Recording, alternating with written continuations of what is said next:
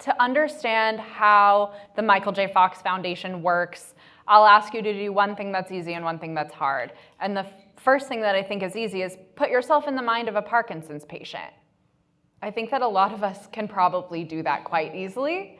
The thing that I'll ask you to do that's a little bit harder is put yourself in the mind and body of a Parkinson's patient who's also like a really famous, beloved actor who's known around the world and loved by the masses. Maybe that's a little bit harder.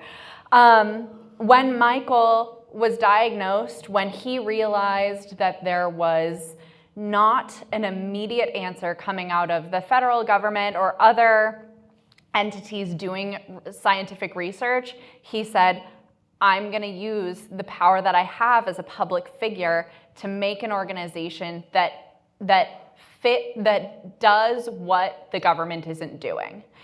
And he brought in experts, both business and scientific experts, to build a system that would speed up scientific research for Parkinson's specifically.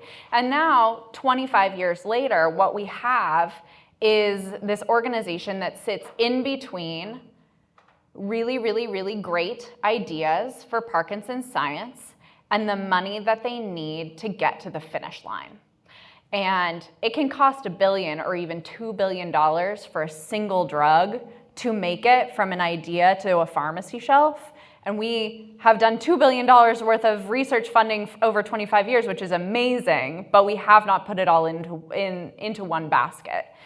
Instead, Fox chooses to infuse with smaller dollars, infuse researchers, organizations that are doing interesting science with funding at an early level to what we call derisk the idea, to move the science along a little bit further, to learn a little bit more about their idea, to maybe prove a little bit more about why their idea might work, in order to attract funding from biotech, big pharma, the folks with the deep pockets who can take you $2 billion to the finish line, to get the attention of those folks so that they can be plucked from our care into the care of an organization with deeper pockets.